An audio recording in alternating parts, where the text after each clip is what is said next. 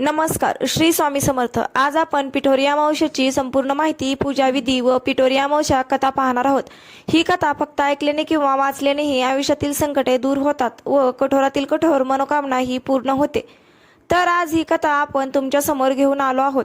तुम्ही ही कथा संपूर्ण ऐका व तुमच्याही आयुष्यातील अडचणी दूर व्हायला नक्कीच मदत होईल।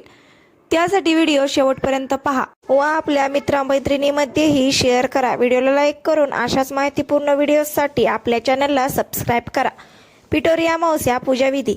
या अमावस्याला पिठाचे सर्व पदार्थ नैवेद्य म्हणून केले जातात, त्यामुळेच याला पिठोरी अमावस्या असे म्हणतात। या दिवशी मातृ दिन साजरा केला जातो। या दिवशी दुर्गा मातासह 64 देवीची मूर्ती पीठ मळून तयार केली जातात। घरातील मुलांच्या सुख समृद्धीसाठी महिला पिठोरी अमावस्याला उपवास करतात। ज्या घरात गणरायाचं आगमन होतं तेथे पिठोरी अमावस्या केली जाते। अनेक घरात भाताची खीर हा खास नैवेद्य केला जातो। याशिवाय अमावस्याला पितृदोषापासून मुक्तीसाठी उपाय केले जातात। आता पाहूयात पिठोरी अमावस्येची कहाणी। आटपाट नगर होतं। तिथे एक गरीब ब्राह्मण राहत होता। त्याच्या घरी श्रावणातल्या अमावस्येच्या दिवशी वडिलांचे श्राद्ध असे। इकडे दरवर्षी काय होई, ज्या दिवशी श्राद्ध त्या दिवशी सकाळपासून त्याच्या सुनेचे पोट दुखू लागे व ब्राह्मण जेवायला बसण्याच्या वेळेस बाळंत होऊन पोर मरून जाई। असं झालं म्हणजे ब्राह्मण तसेच उपाशी जात। असे 6 वर्षे झाले। 7व्या वर्षीही तसंच झालं। तेव्हा सासरा रागवला। ते मेलेले पोर तिच्या ओटीत घातले, तिला रानात हाकलून लावलं। पुढे जाता जाता ती एका मोठ्या अरण्यात गेली। तिथे तिला जोटिंगाची बायको भेटली। ती म्हणाली, बाई बाई, तू कोणाची कोण? इथे येण्याचे कारण काय? आलीस तशी लवकर जा, नाहीतर माझा नवरा जोटिंग येईल आणि तुला मारून खाऊन टाकील। तेव्हा ब्राह्मणाची सून म्हणाली, तेवढ्या करताच मी इथे आले आहे। जोटिंगाची बायको म्हणाली, बाई बाई, तू इतकी जीवावर उदार का?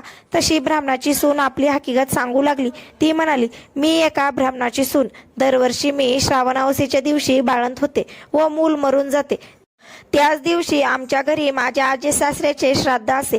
माझे असं झालं म्हणजे श्राद्धास आलेले ब्राह्मण उपाशी जात।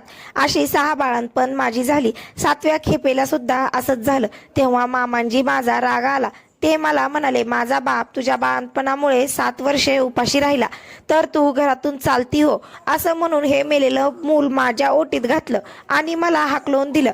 नंतर मी येथे आले। आता जगून तरी काय करायचे आहे, असं म्हणून रडू लागली। तशी जोटिंगाची बायको तिला म्हणाली, बाई तू भिवू नको, घाबरू नको, अशीच थोडी पुढे जा। तिथं तुला एक शिवलिंग दृष्टीस पडेल। बेलाचा झाड लागेल, तिथे एका झाडावर बसून राहा। रात्री नागकन्या व देवकन्या 7 अप्सराबरोबर घेऊन तेथे पूजेला येतील। पूजा झाल्यावर खीरपुरीचा नैवेद्य दाखवतील आणि अतिथी कोण आहे म्हणून विचारतील। असे झाल्यावर मी आहे म्हणून म्हण। त्या तुला पाहतील, कोण कुठची म्हणून चौकशी करतील। तेव्हा तू सगळी हकीकत त्यांना सांग। ब्राह्मणाच्या सुनेने बरं म्हटलं। तिथून उठली, पुढे गेली। तो एक बेलाचे झाड पाहिलं, तिथंच उभी राहिली। इकडे तिकडे पाहू लागली। तो जवळच एक शिवलिंग दृष्टीस पडले। तिथे ती शेजारच्या झाडावर बसून राहिली। इतक्यात रात्र झाली।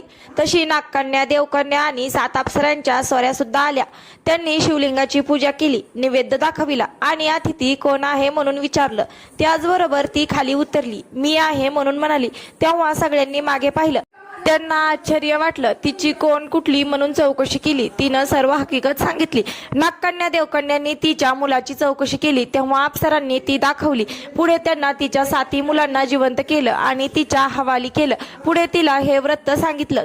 64 योगिनीची पूजा करायला सांगितली आणि मृत्यूलोकी हे व्रत प्रकट करायला सांगितलं।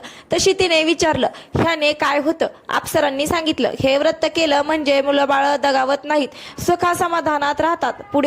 पुढे ती त्यांना नमस्कार करून निघाली। ती आपल्या गावात आली। लोकांनी हिला पाहिलं। ब्राह्मणाला जाऊन सांगितले, भटजी भटजी, तुमची सून घरी येत आहे। त्याला ते खोटं वाटलं। अर्धघटकेने पाहू लागला। तो मुलबाळ दृष्टीस पडू लागली। पाठीमागून सुनेला पाहिलं। तसा उठला, घरात गेला। मुठभर तांदूळ, तांब्याभर पाणी आणलं।